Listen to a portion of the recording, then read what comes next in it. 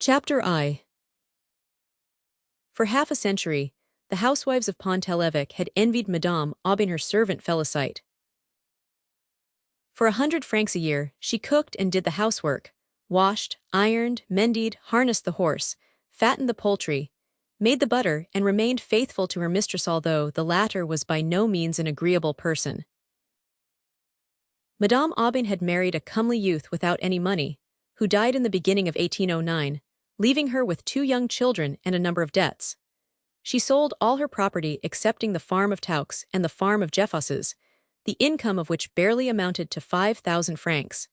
Then she left her house in Saint-Melaine and moved into a less pretentious one which had belonged to her ancestors and stood back of the marketplace. This house, with its slate-covered roof, was built between a passageway and a narrow street that led to the river. The interior was so unevenly graded that it caused people to stumble. A narrow hall separated the kitchen from the parlor, where Madame Aubin sat all day in a straw armchair near the window. 8 mahogany chairs stood in a row against the white wainscoting. An old piano, standing beneath a barometer, was covered with a pyramid of old books and boxes. On either side of the yellow marble mantelpiece, in Louis XV style, stood a tapestry armchair. The clock represented a temple of Vesta, and the whole room smelled musty, as it was on a lower level than the garden. On the first floor was Madame's bedchamber, a large room papered in a flowered design and containing the portrait of Monsieur dressed in the costume of a dandy. It communicated with a smaller room, in which there were 2 little cribs, without any mattresses. Next came the parlor, always closed, filled with furniture covered with sheets. Then a hall, which led to the study, where books and papers were piled on the shelves of a bookcase that enclosed 3/4 of the big black desk. 2 panels were entirely hidden under pen-ending sketches, gouache landscapes and Audran engravings, relics of better times and vanished luxury. On the second floor, a garret window lighted Félicite's room, which looked out upon the meadows. She arose at daybreak in order to attend Mass, and she worked without interruption until night. Then, when dinner was over, the dishes cleared away and the door securely locked, she would bury the log under the ashes and fall asleep in front of the hearth with a rosary in her hand. Nobody could bargain with greater obstinacy, and as for cleanliness, the luster on her brass saucepans was the envy and despair of other servants. She was most economical, and when she ate she would gather up crumbs with the tip of her finger, so that nothing should be wasted of the loaf of bread, weighing 12 pounds which was baked especially for her, and lasted 3 weeks. Summer and winter she wore a dimity kerchief fastened in the back with a pin, a cap which concealed her hair, a red skirt, gray stockings, and an apron with a bib like those worn by hospital nurses. Her face was thin and her voice shrill. When she was 25, she looked 40. After she had passed 50, nobody could tell her age. Erect and silent always, she resembled a wooden figure working automatically. Chapter II. Like every other woman, she had had an affair of the heart. Her father, who was a mason, was killed by falling from a scaffolding. Then her mother died and her sisters went their different ways. A farmer took her in, and while she was quite small, let her keep cows in the fields. She was clad in miserable rags, beaten for the slightest offense, and finally dismissed for a theft of 30 sous which she did not commit. She took service on another farm where she tended the poultry, and as she was well thought of by her master, her fellow workers soon grew jealous. One evening in August, she was then 18 years old, they persuaded her to accompany them to the fair at Colville. She was immediately dazzled by the noise, the lights in the trees, the brightness of the dresses, the laces and gold crosses, and the crowd of people all hopping at the same time. She was standing modestly at a distance, when presently a young man of well-to-do appearance, who had been leaning on the pole of a wagon and smoking his pipe, approached her and asked her for a dance. He treated her to cider and cake, bought her a silk shawl, and then, thinking she had guessed his purpose, offered to see her home. When they came to the end of a field, he threw her down brutally, but she grew frightened and screamed, and he walked off. One evening, on the road leading to Beaumont, she came upon a wagon loaded with hay, and when she overtook it, she recognized Theodore. He greeted her calmly and asked her to forget what had happened between them, as it was all the fault of the drink. She did not know what to reply and wished to run away. Presently he began to speak of the harvest and of the notables of the village. His father had left Colville and bought the farm of Les Ecots, so that now they would be neighbors. Ah, she exclaimed. He then added that his parents were looking around for a wife for him, but that he himself was not so anxious and preferred to wait for a girl who suited him. She hung her head. He then asked her whether she had ever thought of marrying. She replied smilingly that it was wrong of him to make fun of her. Oh. No, I am in earnest, he said, and put his left arm around her waist while they sauntered along. The air was soft, the stars were bright, and the huge load of hay oscillated in front of them, drawn by 4 horses whose ponderous hoofs raised clouds of dust. Without a word from their driver, they turned to the right. He kissed her again and she went home. The following week, Theodore obtained meetings. They met in yards, behind walls or under isolated trees. She was not ignorant, as girls of well-to-do families are, for the animals had instructed her, but her reason and her instinct of honor kept her from falling. Her resistance exasperated Theodore's love, and so, in order to satisfy it, or perchance ingenuously, he offered to marry her. She would not believe him at first, so he made solemn promises. But in a short time he mentioned a difficulty. The previous year, his parents had purchased a substitute for him, but any day he might be drafted, and the prospect of serving in the army alarmed him greatly. To Felicite his cowardice appeared a proof of his love for her, and her devotion to him grew stronger. When she met him, he would torture her with his fears and his entreaties. At last, he announced that he was going to the prefect himself for information, and would let her know everything on the following Sunday, between 11 o'clock and midnight. When the time grew near, she ran to meet her lover. But instead of Theodore, one of his friends was at the meeting place. He informed her that she would never see her sweetheart again, for in order to escape the conscription, he had married a rich old woman, Madame Lehaussais of Taux. The poor girl's sorrow was frightful. She threw herself on the ground, she cried and called on the Lord, and wandered around desolately until sunrise. Then she went back to the farm, declared her intention of leaving, and at the end of the month, after she had received her wages, she packed all her belongings in a handkerchief and started for Pont-l'Évêque. In front of the inn, she met a woman wearing widow's weeds, and upon questioning her, learned that she was looking for a cook. The girl did not know very much, but appeared so willing and so modest in her requirements, that Madame Aubin finally said, "Very well, I will give you a trial." And half an hour later Felicite was installed in her house. At first she lived in a constant anxiety that was caused by the style of the household and the memory of Monsieur that hovered over everything. Paul and Virginia, the one aged 7 and the other barely 4, seemed made of some precious material. She carried them piggyback, and was greatly mortified when Madame Aubin forbade her to kiss them every other minute. But in spite of all this, she was happy. The comfort of her new surroundings had obliterated her sadness. Every Thursday, friends of Madame Aubin dropped in for a game of cards, and it was Felicite's duty to prepare the table and heat the foot warmers. They arrived at exactly 8 o'clock and departed before 11.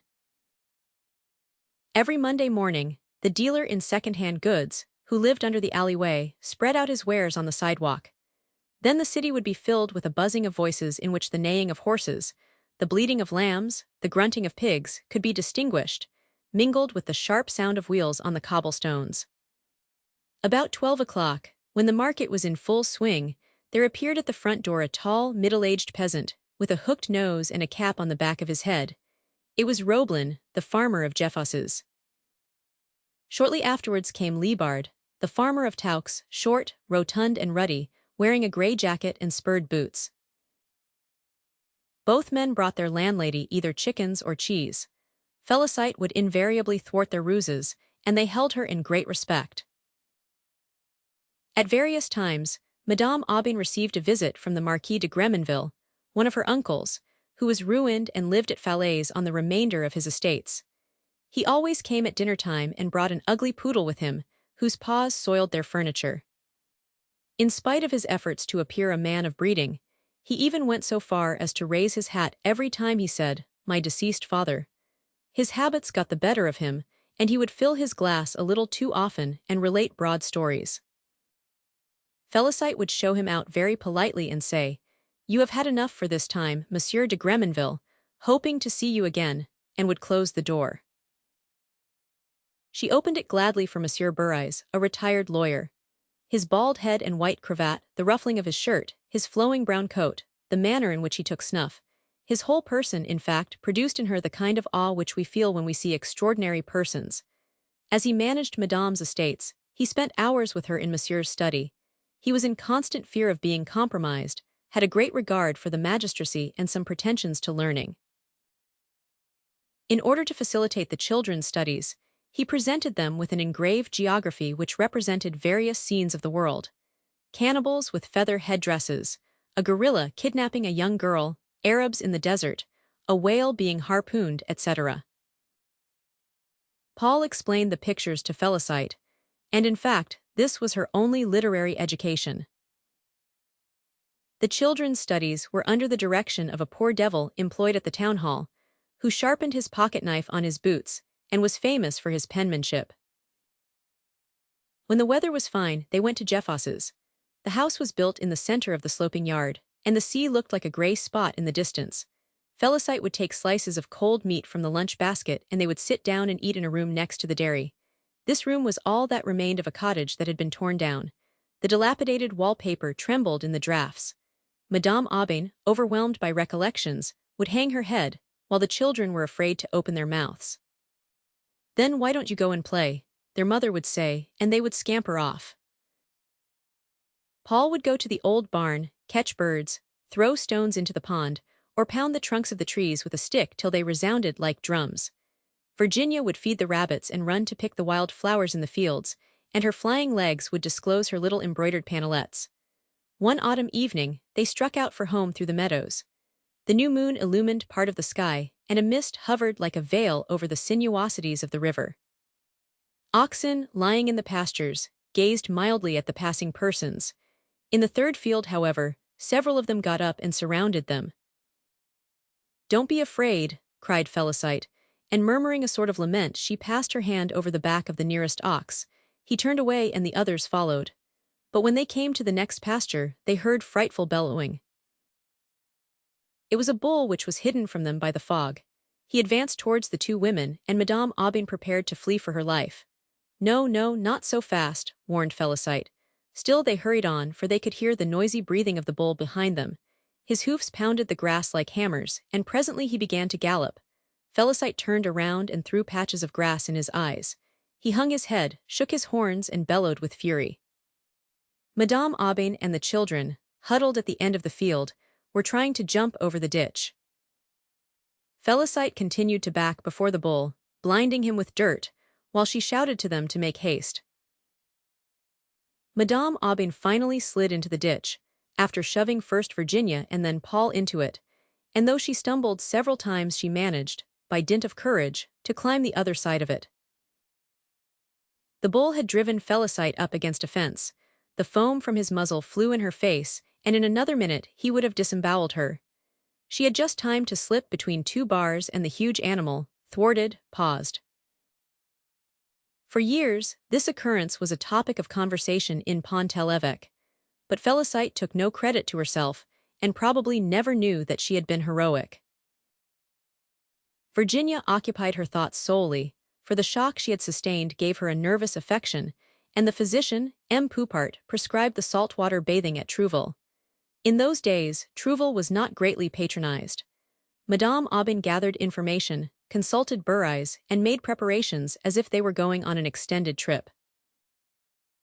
The baggage was sent the day before on Liebard's cart. On the following morning, he brought around 2 horses, one of which had a woman's saddle with a velveteen back to it, while on the crupper of the other was a rolled shawl that was to be used for a seat. Madame Aubin mounted the second horse, behind Liebard. Felicite took charge of the little girl, and Paul rode M. Lechaptois donkey, which had been lent for the occasion on the condition that they should be careful of it. The road was so bad that it took 2 hours to cover the 8 miles. The 2 horses sank knee-deep into the mud and stumbled into ditches. Sometimes they had to jump over them. In certain places, Liebard's mare stopped abruptly. He waited patiently till she started again and talked of the people whose estates bordered the road, adding his own moral reflections to the outline of their histories.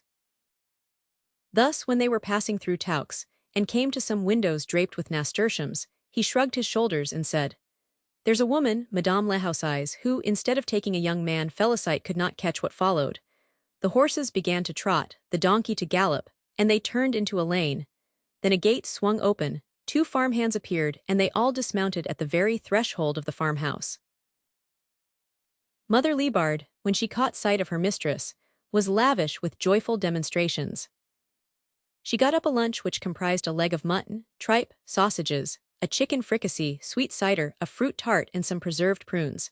Then to all this the good woman added polite remarks about Madame, who appeared to be in better health, Mademoiselle, who had grown to be superb, and Paul, who had become singularly sturdy.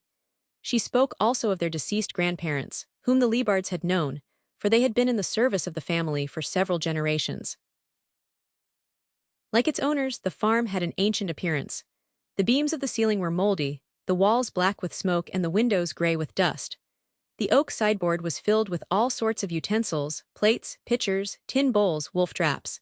The children laughed when they saw a huge syringe. There was not a tree in the yard that did not have mushrooms growing around its foot, or a bunch of mistletoe hanging in its branches. Several of the trees had been blown down, but they had started to grow in the middle, and all were laden with quantities of apples. The thatched roofs, which were of unequal thickness, looked like brown velvet and could resist the fiercest gales. But the wagon shed was fast crumbling to ruins. Madame Aubin said that she would attend to it, and then gave orders to have the horses saddled. It took another 30 minutes to reach Trouville. The little caravan dismounted in order to pass Les Écors, a cliff that overhangs the bay, and a few minutes later, at the end of the dock, they entered the yard of the Golden Lamb, an inn kept by Mother David. During the first few days, Virginia felt stronger, owing to the change of air and the action of the sea baths. She took them in her little chemise, as she had no bathing suit, and afterwards her nurse dressed her in the cabin of a customs officer, which was used for that purpose by other bathers. In the afternoon, they would take the donkey and go to the Roches Noirs near Henniqueville. The path led at first through undulating grounds, and thence to a plateau, where pastures and tilled fields alternated. At the edge of the road, mingling with the brambles, grew holly bushes, and here and there stood large dead trees whose branches traced zigzags upon the blue sky. Ordinarily, they rested in a field facing the ocean, with Deauville on their left and Havre on their right. The sea glittered brightly in the sun and was as smooth as a mirror, and so calm that they could scarcely distinguish its murmur. Sparrows chirped joyfully, and the immense canopy of heaven spread over it all. Madame Aubin brought out her sewing, and Virginia amused herself by braiding reeds. Felicite wove lavender blossoms, while Paul was bored and wished to go home. Sometimes they crossed the Taux in a boat, and started to hunt for seashells. The outgoing tide exposed starfish and sea urchins, and the children tried to catch the flakes of foam which the wind blew away. The sleepy waves lapping the sand unfurled themselves along the shore that extended as far as the eye could see, but where land began, it was limited by the downs which separated it from the swamp, a large meadow shaped like a hippodrome. When they went home that way, Trouville, on the slope of a hill below, grew larger and larger as they advanced, and with all its houses of unequal height, seemed to spread out before them in a sort of giddy confusion. When the heat was too oppressive, they remained in their rooms. The dazzling sunlight cast bars of light between the shutters, not a sound in the village, not a soul on the sidewalk. This silence intensified the tranquility of everything. In the distance, the hammers of some calkers pounded the hull of a ship, and the sultry breeze brought them an odor of tar. The principal diversion consisted in watching the return of the fishing smacks. As soon as they passed the beacons, they began to ply to windward. The sails were lowered to 1/3 of the masts, and with their foresails swelled up like balloons, they glided over the waves and anchored in the middle of the harbor. Then they crept up alongside of the dock, and the sailors threw the quivering fish over the side of the boat. A line of carts was waiting for them, and women with white caps sprang forward to receive the baskets and embrace their menfolk. One day one of them spoke to Felicite, who, after a little while, returned to the house gleefully. She had found one of her sisters, and presently Nastasie Barrette, wife of Leroux, made her appearance, holding an infant in her arms, another child by the hand, while on her left was a little cabin boy with his hands in his pockets and his cap on his ear. At the end of 15 minutes, Madame Aubin bade her go. They always hung around the kitchen, or approached Félicite when she and the children were out walking. The husband, however, did not show himself. Félicite developed a great fondness for them. She bought them a stove, some shirts and a blanket. It was evident that they exploited her. Her foolishness annoyed Madame Aubin, who, moreover, did not like the nephew's familiarity, for he called her son thou. And as Virginia began to cough and the season was over, she decided to return to Pont-l'Évêque. Monsieur Burais assisted her in the choice of a college. The one at Caen was considered the best.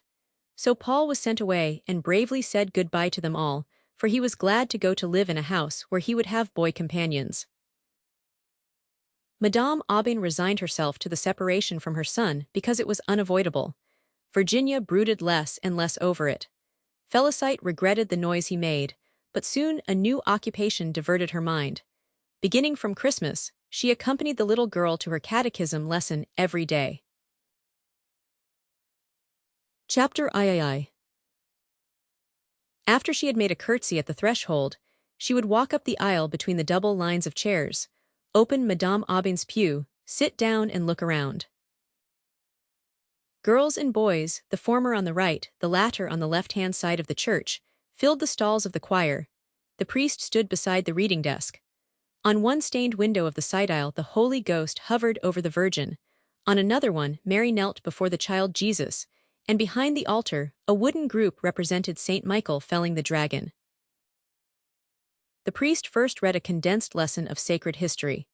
Félicite evoked paradise, the flood, the Tower of Babel, the blazing cities, the dying nations, the shattered idols, and out of this she developed a great respect for the Almighty and a great fear of his wrath. Then when she had listened to the Passion she wept. Why had they crucified him who loved little children, nourished the people, made the blind see, and who, out of humility, had wished to be born among the poor in a stable? The sowings, the harvests, the winepresses, all those familiar things which the scriptures mention, formed a part of her life. The word of God sanctified them, and she loved the lambs with increased tenderness for the sake of the Lamb, and the doves because of the Holy Ghost. She found it hard, however, to think of the latter as a person, for was it not a bird, a flame, and sometimes only a breath? Perhaps it is its light that at night hovers over swamps, its breath that propels the clouds, its voice that renders church bells harmonious. And Félicite worshipped devoutly, while enjoying the coolness and the stillness of the church. As for the dogma, she could not understand it and did not even try. The priest discoursed, the children recited, and she went to sleep, only to awaken with a start when they were leaving the church and their wooden shoes clattered on the stone pavement. In this way, she learned her catechism, her religious education having been neglected in her youth, and thenceforth she imitated all Virginia's religious practices, fasted when she did, and went to confession with her. At the Corpus Christi Day, they both decorated an altar. She worried in advance over Virginia's first communion. She fussed about the shoes, the rosary, the book, and the gloves. With what nervousness she helped the mother dress the child. During the entire ceremony she felt anguished. Monsieur Burais hid part of the choir from view, but directly in front of her, the flock of maidens, wearing white wreaths over their lowered veils, formed a snow-white field, and she recognized her darling by the slenderness of her neck and her devout attitude. The bell tinkled. All the heads bent and there was a silence. Then, at the peals of the organ, the singers and the worshippers struck up the Agnus Dei. The boys' procession began. Behind them came the girls. With clasped hands, they advanced step by step to the lighted altar, knelt at the first step, received one by one the host, and returned to their seats in the same order. When Virginia's turn came, Félicite leaned forward to watch her, and through that imagination which springs from true affection, she at once became the child, whose face and dress became hers, whose heart beat in her bosom, and when Virginia opened her mouth and closed her lids, she did likewise and came very near fainting. The following day, she presented herself early at the church so as to receive communion from the cure. She took it with the proper feeling, but did not experience the same delight as on the previous day. Madame Aubin wished to make an accomplished girl of her daughter, and as Guillaume could not teach English or music, she decided to send her to the Ursulines at Honfleur. The child made no objection, but Felicite sighed and thought Madame was heartless. Then, she thought that perhaps her mistress was right, as these things were beyond her sphere. Finally, one day an old fiacre stopped in front of the door and a nun stepped out. Felicite put Virginia's luggage on top of the carriage, gave the coachman some instructions, and smuggled 6 jars of jam, a dozen pears and a bunch of violets under the seat. At the last minute, Virginia had a fit of sobbing. She embraced her mother again and again, while the latter kissed her on the forehead and said, "Now, be brave, be brave." The step was pulled up and the fiacre rumbled off. Then Madame Aubin had a fainting spell, and that evening all her friends, including the 2 Lormeaux, Madame Lechaptois, the ladies Rochefeuille, Messieurs de Houppeville and Burais, called on her and tendered their sympathy. At first the separation proved very painful to her, but her daughter wrote her 3 times a week, and the other days she herself wrote to Virginia. Then she walked in the garden, read a little, and in this way managed to fill out the emptiness of the hours. Each morning, out of habit, Felicite entered Virginia's room and gazed at the walls. She missed combing her hair, lacing her shoes, tucking her in her bed, and the bright face and little hand when they used to go out for a walk. In order to occupy herself, she tried to make lace. But her clumsy fingers broke the threads. She had no heart for anything, lost her sleep and wasted away, as she put it. In order to have some distraction, she asked leave to receive the visits of her nephew Victor. He would come on Sunday, after church, with ruddy cheeks and bared chest, bringing with him the scent of the country. She would set the table and they would sit down opposite each other and eat their dinner. She ate as little as possible herself to avoid any extra expense, but would stuff him so with food that he would finally go to sleep. At the first stroke of vespers she would wake him up, brush his trousers, tie his cravat and walk to church with him, leaning on his arm with maternal pride. His parents always told him to get something out of her, either a package of brown sugar, or soap, or brandy, and sometimes even money. He brought her his clothes to mend, and she accepted the task gladly, because it meant another visit from him. In August, his father took him on a coasting vessel. It was vacation time, and the arrival of the children consoled Felicite. But Paul was capricious, and Virginia was growing too old to be the endowed, a fact which seemed to produce a sort of embarrassment in their relations. Victor went successively to Morlakes, to Dunkirk, and to Brighton. Whenever he returned from a trip he would bring her a present. The first time it was a box of shells, the second a coffee cup, the third a big doll of gingerbread. He was growing handsome, had a good figure, a tiny mustache, kind eyes, and a little leather cap that sat jauntily on the back of his head. He amused his aunt by telling her stories mingled with nautical expressions. One Monday, the 14th of July, 1819, she never forgot the date. Victor announced that he had been engaged on a merchant vessel, and that in 2 days he would take the steamer at Honfleur and join his sailor, which was going to start from Havre very soon. Perhaps he might be away 2 years. The prospect of his departure filled Felicite with despair, and in order to bid him farewell, on Wednesday night, after Madame's dinner, she put on her pattens and trudged the 4 miles that separated Pont-l'Évêque from Honfleur. When she reached the Calvary, instead of turning to the right, she turned to the left and lost herself in coalyards. She had to retrace her steps. Some people she spoke to advised her to hasten. She walked helplessly around the harbor filled with vessels and knocked against hawsers. Presently the ground sloped abruptly, lights flitted to and fro, and she thought all at once that she had gone mad when she saw some horses in the sky. Others on the edge of the dock neighed at the sight of the ocean. A derrick pulled them up in the air and dumped them into a boat, where passengers were bustling about among barrels of cider, baskets of cheese and bags of meal. Chickens cackled, the captain swore, and a cabin boy rested on the railing, apparently indifferent to his surroundings. Felicite, who did not recognize him, kept shouting, "Victor!" He suddenly raised his eyes, but while she was preparing to rush up to him, they withdrew the gangplank. The packet, towed by singing women, glided out of the harbor. Her hull squeaked and the heavy waves beat up against her sides. The sail had turned and nobody was visible, and on the ocean, silvered by the light of the moon, the vessel formed a black spot that grew dimmer and dimmer, and finally disappeared. When Felicite passed the Calvary again, she felt as if she must entrust that which was dearest to her to the Lord, and for a long while she prayed, with uplifted eyes and a face wet with tears. The city was sleeping, Some customs officials were taking the air, and the water kept pouring through the holes of the dam with a deafening roar. The town clock struck 2. The parlor of the convent would not open until morning, and surely a delay would annoy Madame, so, in spite of her desire to see the other child, she went home. The maids of the inn were just arising when she reached Pont-l'Évêque. So the poor boy would be on the ocean for months. His previous trips had not alarmed her.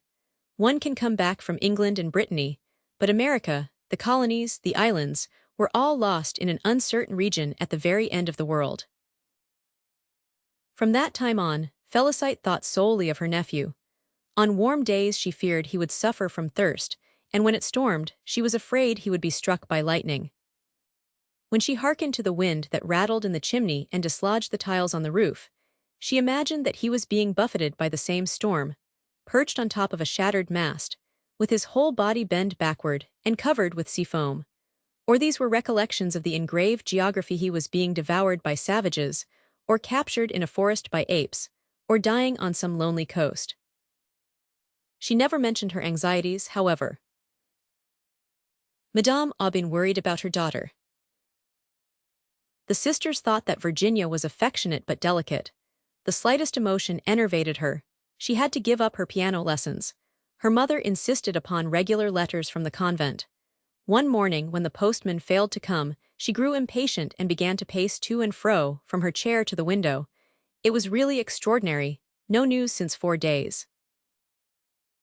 In order to console her mistress by her own example, Félicité said, "Why, madame, I haven't had any news since 6 months." "From whom?" The servant replied gently. "Why, from my nephew." "Oh yes, your nephew." And shrugging her shoulders, Madame Aubin continued to pace the floor as if to say, "I did not think of it. Besides, I do not care, a cabin boy, a pauper, but my daughter, what a difference. Just think of it." Félicité, although she had been reared roughly, was very indignant. Then she forgot about it. It appeared quite natural to her that one should lose one's head about Virginia. The 2 children were of equal importance. They were united in her heart, and their fate was to be the same. The chemist informed her that Victor's vessel had reached Havana. He had read the information in a newspaper. Félicité imagined that Havana was a place where people did nothing but smoke, and that Victor walked around among Negroes in a cloud of tobacco. Could a person, in case of need, return by land? How far was it from Pont-l'Évêque? In order to learn these things, she questioned Monsieur Burais. He reached for his map and began some explanations concerning longitudes, and smiled with superiority at Félicité's bewilderment. At last, he took a pencil and pointed out an imperceptible black point in the scallops of an oval blotch, adding, "There it is." She bent over the map. The maze of colored lines hurt her eyes without enlightening her, and when Burais asked her what puzzled her, she requested him to show her the house Victor lived in. Burais threw up his hands, sneezed, and then laughed uproariously. Such ignorance delighted his soul, but Félicité failed to understand the cause of his mirth, she whose intelligence was so limited that she perhaps expected to see even the picture of her nephew. It was 2 weeks later that Liebard came into the kitchen at market time and handed her a letter from her brother-in-law. As neither of them could read, she called upon her mistress. Madame Aubin, who was counting the stitches of her knitting, laid her work down beside her, opened the letter, started, and in a low tone and with a searching look said, "They tell you of a misfortune. Your nephew. He had died." The letter told nothing more. Félicité dropped on a chair, leaned her head against the back, and closed her lids. Presently they grew pink. Then, with drooping head, inert hands and staring eyes, she repeated at intervals, "Poor little chap, poor little chap." Liebard watched her inside. Madame Aubin was trembling. She proposed to the girl to go to see her sister in Trouville. With a single motion, Félicité replied that it was not necessary. There was a silence. Old Liebard thought it about time for him to take leave. Then Félicité uttered, "They have no sympathy, they do not care." Her head fell forward again, and from time to time, mechanically, she toyed with the long knitting needles on the work table. Some women passed through the yard with a basket of wet clothes. When she saw them through the window, she suddenly remembered her own wash. As she had soaked it the day before, she must go and rinse it now. So she arose and left the room. Her tub and her board were on the bank of the Taux. She threw a heap of clothes on the ground, rolled up her sleeves and grasped her bat, and her loud pounding could be heard in the neighboring gardens. The meadows were empty, the breeze wrinkled the stream, at the bottom of which were long grasses that looked like the hair of corpses floating in the water. She restrained her sorrow and was very brave until night. But when she had gone to her own room, she gave way to it, burying her face in the pillow and pressing her two fists against her temples. A long while afterward, she learned through Victor's captain the circumstances which surrounded his death. At the hospital they had bled him too much, treating him for yellow fever. 4 doctors held him at one time. He died almost instantly, and the chief surgeon had said, "Here goes another one." His parents had always treated him barbarously. She preferred not to see them again, and they made no advances, either from forgetfulness or out of innate hardness. Virginia was growing weaker. A cough, continual fever, oppressive breathing, and spots on her cheeks indicated some serious trouble. Monsieur Poppart had advised a sojourn in Provence. Madame Aubin decided that they would go, and she would have had her daughter come home at once, had it not been for the climate of Pont-l'Evêque. She made an arrangement with a livery-stable man who drove her over to the convent every Tuesday. In the garden there was a terrace, from which the view extends to the Seine. Virginia walked in it, leaning on her mother's arm and treading the dead vine leaves. Sometimes the sun, shining through the clouds, made her blink her lids, when she gazed at the sails in the distance, and let her eyes roam over the horizon from the chateau of Tancarville to the lighthouses of Havre. Then they rested on the arbor. Her mother had bought a little cask of fine Malaga wine, and Virginia, laughing at the idea of becoming intoxicated, would drink a few drops of it, but never more. Her strength returned, autumn passed. Félicite began to reassure Madame Aubin. But one evening, when she returned home after an errand, she met M. Boupart's coach in front of the door. M. Boupart himself was standing in the vestibule and Madame Aubin was tying the strings of her bonnet. "Give me my foot warmer, my purse, and my gloves, and be quick about it," she said. Virginia had congestion of the lungs. Perhaps it was desperate. "Not yet," said the physician, and both got into the carriage, while the snow fell in thick flakes. It was almost night and very cold. Félicite rushed to the church to light a candle. Then she ran after the coach which she overtook after an hour's chase, sprang up behind and held on to the straps. But suddenly a thought crossed her mind. The yard had been left open, supposing that burglars got in, and down she jumped. The next morning at daybreak she called at the doctor's. He had been home but had left again. Then she waited at the inn, thinking that strangers might bring her a letter. At last, at daylight she took the diligence for Lycia. The convent was at the end of a steep and narrow street. When she arrived about at the middle of it, she heard strange noises, a funeral knell. It must be for someone else, thought she, and she pulled the knocker violently. After several minutes had elapsed, she heard footsteps, the door was half opened and a nun appeared. The good sister, with an air of compunction, told her that she had just passed away. And at the same time the tolling of St. Leonard's increased. Félicite reached the second floor. Already at the threshold, she caught sight of Virginia lying on her back, with clasped hands, her mouth open and her head thrown back, beneath a black crucifix inclined toward her, and stiff curtains which were less white than her face. Madame Aubin lay at the foot of the couch, clasping it with her arms and uttering groans of agony. The Mother Superior was standing on the right side of the bed. The 3 candles on the bureau made red blurs, and the windows were dimmed by the fog outside. The nuns carried Madame Aubin from the room. For 2 nights, Félicite never left the corpse. She would repeat the same prayers, sprinkle holy water over the sheets, get up, come back to the bed and contemplate the body. At the end of the first vigil she noticed that the face had taken on a yellow tinge, the lips grew blue, the nose grew pinched, the eyes were sunken. She kissed them several times and would not have been greatly astonished had Virginia opened them. To souls like this, the supernatural is always quite simple. She washed her, wrapped her in a shroud, put her into the casket, laid a wreath of flowers on her head and arranged her curls. They were blonde and of an extraordinary length for her age. Felicite cut off a big lock and put half of it into her bosom, resolving never to part with it. The body was taken to Pont-l'Évêque, according to Madame Aubin's wishes. She followed the hearse in a closed carriage. After the ceremony it took 3/4 of an hour to reach the cemetery.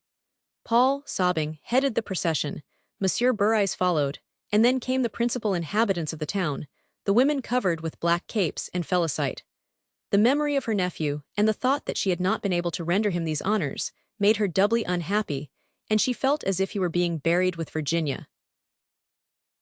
Madame Aubin's grief was uncontrollable. At first she rebelled against God, thinking that he was unjust to have taken away her child, she who had never done anything wrong and whose conscience was so pure. But no, she ought to have taken her south.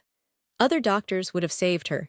She accused herself, prayed to be able to join her child, and cried in the midst of her dreams. Of the latter, one more especially haunted her. Her husband, dressed like a sailor, had come back from a long voyage, and with tears in his eyes told her that he had received the order to take Virginia away. Then they both consulted about a hiding place. Once she came in from the garden, all upset. A moment before, and she showed the place, the father and daughter had appeared to her, one after the other. They did nothing but look at her. During several months, she remained inert in her room.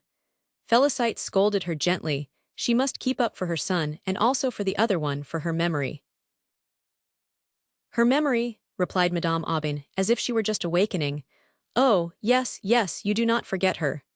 This was an allusion to the cemetery where she had been expressly forbidden to go. But Felicite went there every day. At 4 o'clock exactly, she would go through the town, climb the hill, open the gate and arrive at Virginia's tomb. It was a small column of pink marble with a flat stone at its base, and it was surrounded by a little plot enclosed by chains. The flower beds were bright with blossoms. Felicite watered their leaves, renewed the gravel, and knelt on the ground in order to till the earth properly. When Madame Aubin was able to visit the cemetery, she felt very much relieved and consoled. Years passed, all alike and marked by no other events than the return of the great church holidays: Easter, Assumption, All Saints' Day. Household happenings constituted the only data to which in later years they often referred. Thus, in 1825, workmen painted the vestibule. In 1827, a portion of the roof almost killed a man by falling into the yard. In the summer of 1828, it was Madame's turn to offer the hallowed bread. At that time, Burais disappeared mysteriously, and the old acquaintances, Guillot, Libard, Madame Lechaptois, Roblin, old Gremenville, paralyzed since a long time, passed away one by one. One night, the driver of the mail in Pont-l'Évêque announced the Revolution of July.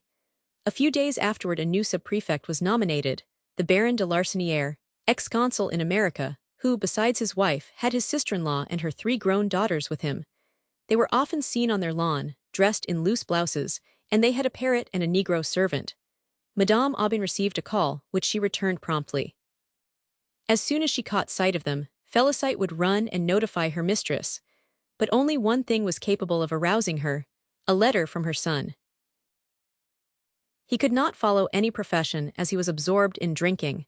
His mother paid his debts, and he made fresh ones, and the sighs that she heaved while she knitted at the window reached the ears of Felicite, who was spinning in the kitchen.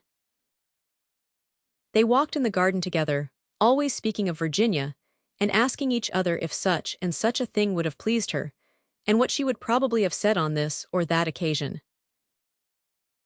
All her little belongings were put away in a closet of the room which held the 2 little beds, but Madame Aubin looked them over as little as possible. One summer day, however, she resigned herself to the task, and when she opened the closet the moths flew out. Virginia's frocks were hung under a shelf where there were 3 dolls, some hoops, a dollhouse, and a basic which she had used. Felicite and Madame Aubin also took out the skirts, the handkerchiefs, and the stockings and spread them on the beds before putting them away again. The sun fell on the piteous things, disclosing their spots and the creases formed by the motions of the body.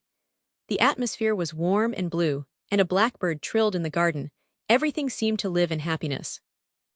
They found a little hat of soft brown plush, but it was entirely moth-eaten. Felicite asked for it. Their eyes met and filled with tears.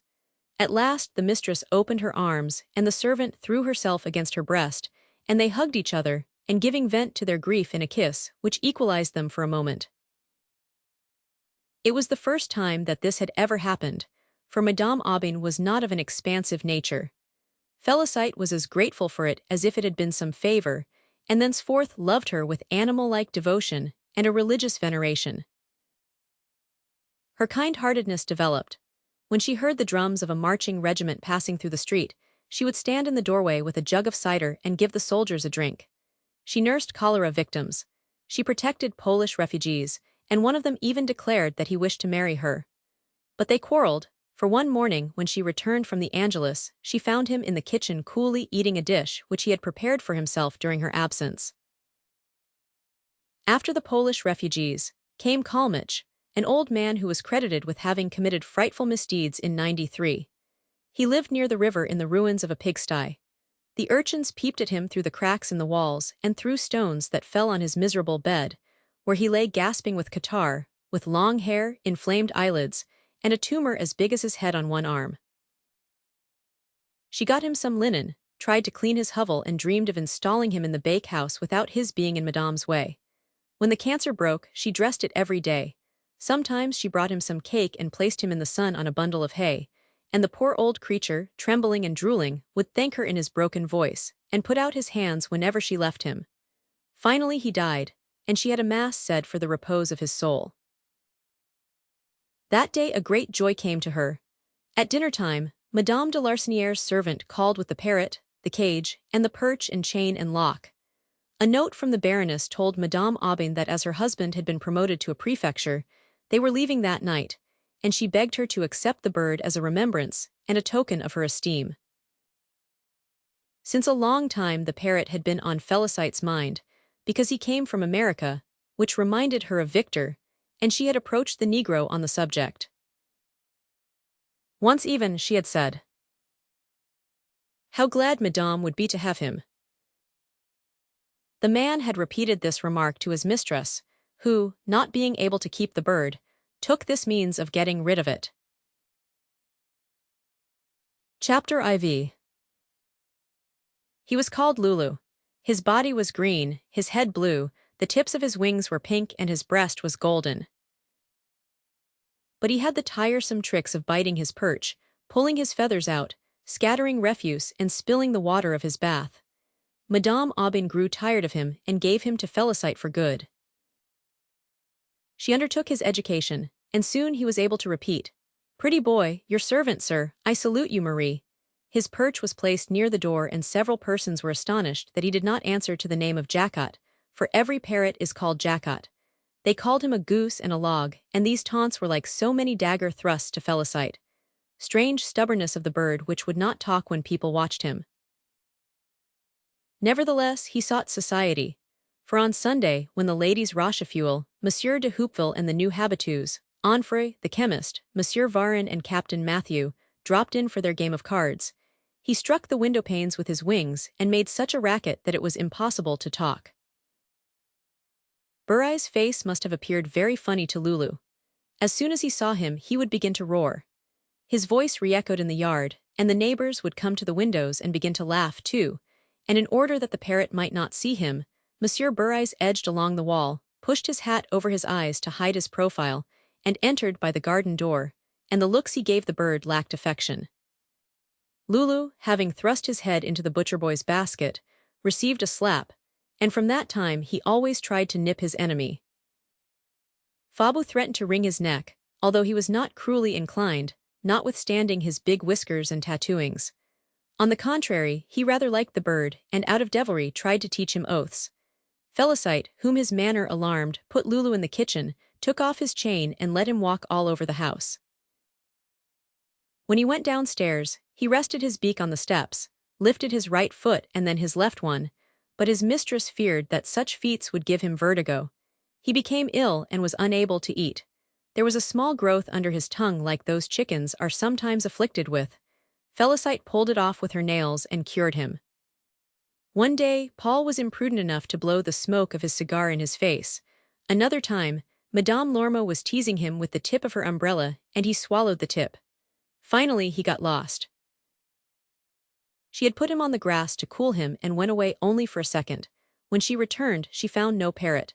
She hunted among the bushes on the bank of the river and on the roofs without paying any attention to Madame Aubin, who screamed at her, "Take care, you must be insane." Then she searched every garden in Pont-l'Evêque and stopped the passers-by to inquire of them, "Haven't you perhaps seen my parrot?" To those who had never seen the parrot, she described him minutely. Suddenly, she thought she saw something green fluttering behind the mills, at the foot of the hill. But when she was at the top of the hill she could not see it. A hod carrier told her that he had just seen the bird in St. Mellin in Mother Simon's store. She rushed to the place. The people did not know what she was talking about. At last she came home, exhausted, with her slippers worn to shreds, and despair in her heart.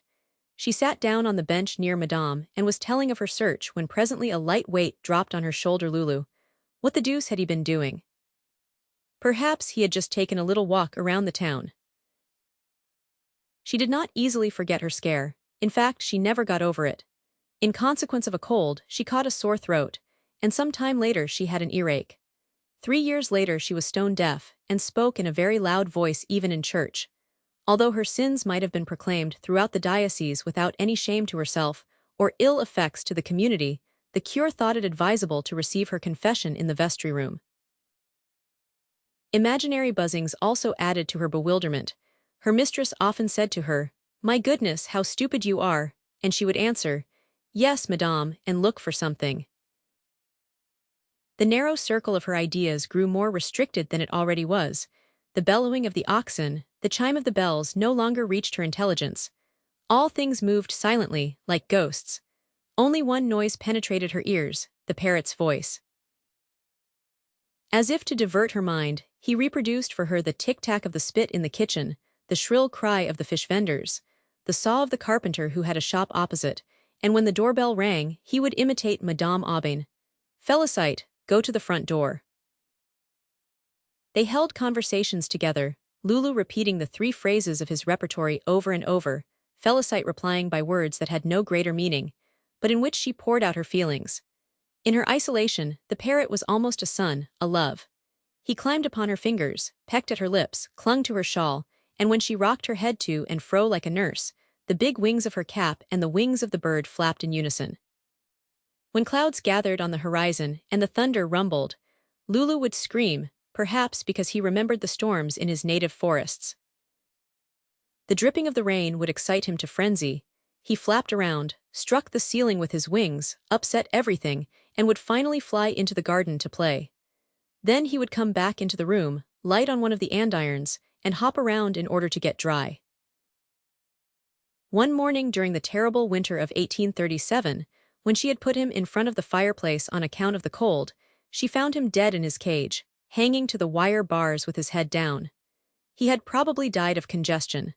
But she believed that he had been poisoned, and although she had no proofs whatever, her suspicion rested on Fabu. She wept so sorely that her mistress said, "Why don't you have him stuffed?"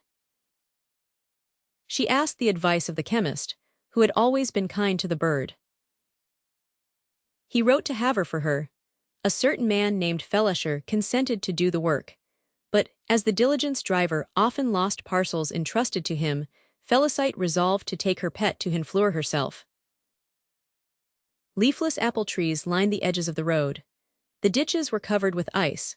The dogs on the neighboring farms barked, and Felicite, with her hands beneath her cape, her little black sabots and her basket, trotted along nimbly in the middle of the sidewalk. She crossed the forest, passed by the Houtchine, and reached St. Gatien. Behind her, in a cloud of dust, and impelled by the steep incline, a mail coach drawn by galloping horses advanced like a whirlwind. When he saw a woman in the middle of the road, who did not get out of the way, the driver stood up in his seat and shouted to her, and so did the postilion, while the 4 horses, which he could not hold back, accelerated their pace. The 2 leaders were almost upon her.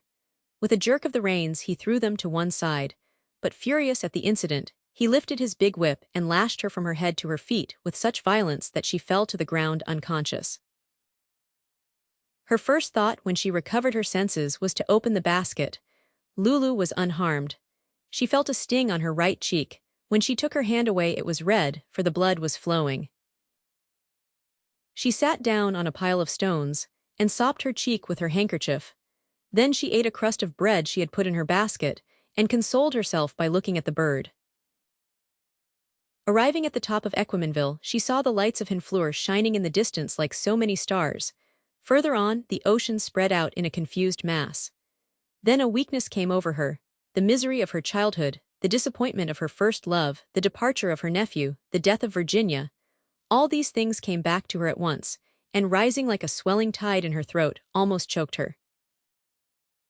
Then she wished to speak to the captain of the vessel, and without stating what she was sending, she gave him some instructions. Felicia kept the parrot a long time. He always promised that it would be ready for the following week. After 6 months, he announced the shipment of a case, and that was the end of it. Really, it seemed as if Lulu would never come back to his home. They have stolen him, thought Felicite. Finally he arrived, sitting bolt upright on a branch which could be screwed into a mahogany pedestal, with his foot in the air, his head on one side, and in his beak a nut which the naturalist, from love of the sumptuous, had gilded. She put him in her room.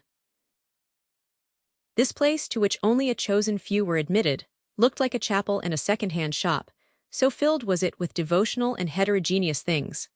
The door could not be opened easily on account of the presence of a large wardrobe. Opposite the window that looked out into the garden, a bull's-eye opened on the yard. A table was placed by the cot, and held a wash-basin, 2 combs, and a piece of blue soap in a broken saucer.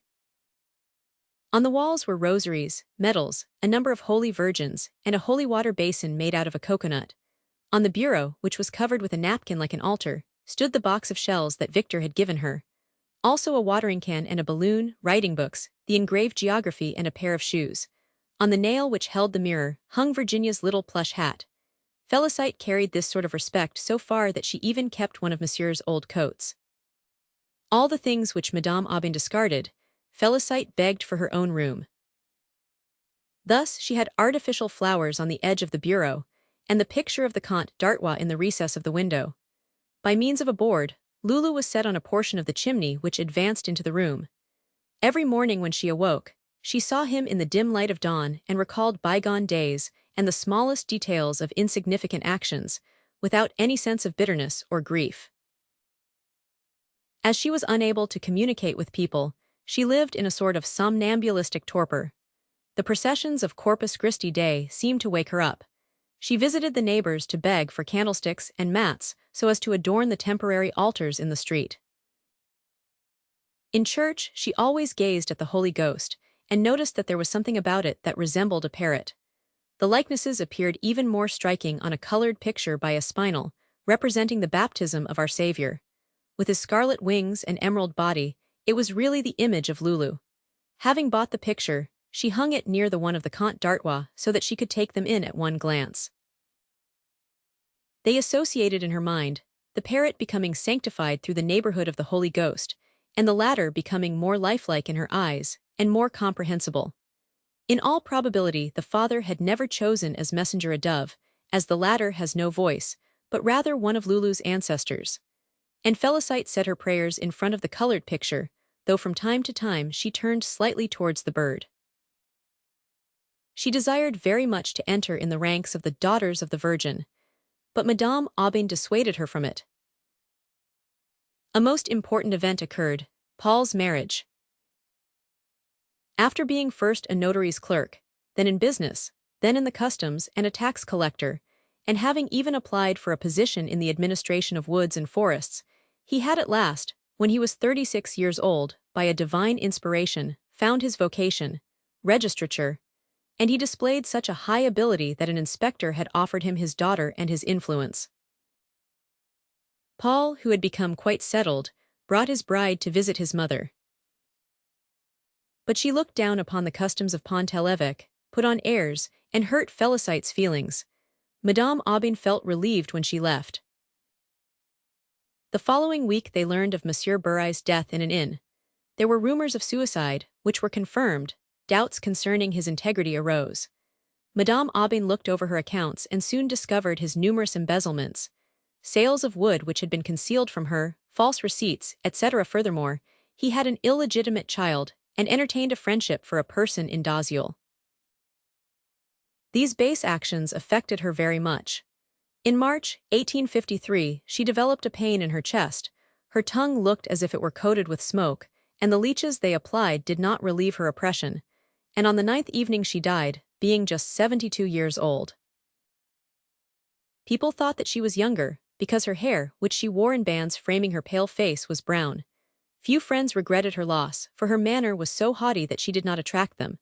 Felicite mourned for her as servants seldom mourn for their masters. The fact that Madame should die before herself perplexed her mind, and seemed contrary to the order of things, and absolutely monstrous and inadmissible. 10 days later, the time to journey from Besançon, the heirs arrived. Her daughter-in-law ransacked the drawers, kept some of the furniture, and sold the rest. Then they went back to their own home. Madame's armchair, foot-warmer, work table, the 8 chairs, everything was gone. The places occupied by the pictures formed yellow squares on the walls. They had taken the 2 little beds, and the wardrobe had been emptied of Virginia's belongings. Felicite went upstairs, overcome with grief. The following day, a sign was posted on the door. The chemist screamed in her ear that the house was for sale. For a moment she tottered, and had to sit down. What hurt her most was to give up her room so nice for poor Lulu. She looked at him in despair and implored the Holy Ghost, and it was this way that she contracted the idolatrous habit of saying her prayers kneeling in front of the bird. Sometimes the sun fell through the window on his glass eye and lighted a spark in it which sent Felicite into ecstasy. Her mistress had left her an income of 380 francs. The garden supplied her with vegetables.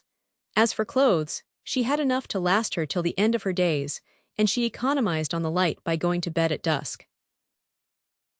She rarely went out, in order to avoid passing in front of the second-hand dealer's shop where there was some of the old furniture. Since her fainting spell, she dragged her leg, and as her strength was failing rapidly, old Mother Simon, who had lost her money in the grocery business, came very morning to chop the wood and pump the water. Her eyesight grew dim. She did not open the shutters after that. Many years passed, but the house did not sell or rent. Fearing that she would be put out, Felicite did not ask for repairs. The laths of the roof were rotting away, and during one whole winter her bolster was wet. After Easter she spit blood. Then Mother Simon went for a doctor. Felicite wished to know what her complaint was, but being too deaf to hear, she caught only one word: pneumonia. She was familiar with it and gently answered, "Ah," like Madame, thinking it quite natural that she should follow her mistress. The time for the altars in the street drew near. The first one was always erected at the foot of the hill, the second in front of the post office, and the third in the middle of the street. This position occasioned some rivalry among the women, and they finally decided upon Madame Aubin's yard. Felicite's fever grew worse. She was sorry that she could not do anything for the altar. If she could, at least, have contributed something towards it. Then she thought of the parrot. Her neighbors objected that it would not be proper. But the cure gave his consent, and she was so grateful for it that she begged him to accept after her death her only treasure, Lulu. From Tuesday until Saturday, the day before the event, she coughed more frequently. In the evening her face was contracted, her lips stuck to her gums and she began to vomit. And on the following day, she felt so low that she called for a priest. 3 neighbors surrounded her when the dominie administered the extreme unction. Afterwards she said that she wished to speak to Flaubert. He arrived in his Sunday clothes, very ill at ease among the funereal surroundings. "Forgive me," she said, making an effort to extend her arm. "I believed it was you who killed him." What did such accusations mean? Suspect a man like him of murder, and Flaubert became excited and was about to make trouble. "Don't you see she is not in her right mind?" From time to time Felicite spoke to shadows. The women left her, and Mother Simon sat down to breakfast. A little later, she took Lulu and holding him up to Felicite, "Say goodbye to him now," she commanded. Although he was not a corpse, he was eaten up by worms. One of his wings was broken and the wadding was coming out of his body. But Felicite was blind now, and she took him and laid him against her cheek. Then Mother Simon removed him in order to set him on the altar. Chapter V. The grass exhaled an odor of summer, flies buzzed in the air, the sun shone on the river and warmed the slated roof. Old Mother Simon had returned to Felicite and was peacefully falling asleep. The ringing of bells woke her, the people were coming out of church. Felicite's delirium subsided. By thinking of the procession, she was able to see it as if she had taken part in it. All the school children, the singers and the firemen walked on the sidewalks, while in the middle of the street came first the custodian of the church with his halberd, then the beadle with a large cross, the teacher in charge of the boys and a sister escorting the little girls. 3 of the smallest ones, with curly heads, threw rose leaves into the air. The deacon with outstretched arms conducted the music. And 2 incense-bearers turned with each step they took toward the Holy Sacrament, which was carried by M. le Cure, attired in his handsome chasuble and walking under a canopy of red velvet supported by 4 men. A crowd of people followed, jammed between the walls of the houses hung with white sheets. At last the procession arrived at the foot of the hill. A cold sweat broke out on Felicite's forehead. Mother Simon wiped it away with a cloth, saying inwardly that someday she would have to go through the same thing herself. The murmur of the crowd grew louder, was very distinct for a moment and then died away. A volley of musketry shook the window panes. It was the postilions saluting the sacrament. Felicite rolled her eyes and said as loudly as she could, "Is he all right?" meaning the parrot. Her death agony began. A rattle that grew more and more rapid shook her body. Froth appeared at the corners of her mouth, and her whole frame trembled. In a little while could be heard the music of the bass horns, the clear voices of the children and the men's deeper notes. At intervals all was still, and their shoes sounded like a herd of cattle passing over the grass. The clergy appeared in the yard. Mother Simon climbed on a chair to reach the bullseye, and in this manner could see the altar. It was covered with a lace cloth and draped with green wreaths. In the middle stood a little frame containing relics. At the corners were 2 little orange trees, and all along the edge were silver candlesticks, porcelain vases containing sunflowers, lilies, peonies, and tufts of hydrangeas. This mount of bright colors descended diagonally from the first floor to the carpet that covered the sidewalk. Rare objects arrested one's eye. A golden sugar bowl was crowned with violets, earrings set with Alenkin stones were displayed on green moss, and 2 Chinese screens with their bright landscapes were nearby. Lulu, hidden beneath roses, showed nothing but his blue head which looked like a piece of lapis lazuli. The singers, the canopy bearers and the children lined up against the sides of the yard. Slowly the priest ascended the steps and placed his shining sun on the lace cloth. Everybody knelt. There was deep silence, and the censers slipping on their chains were swung high in the air. A blue vapor rose in Felicite's room. She opened her nostrils and inhaled with a mystic sensuousness, then she closed her lids.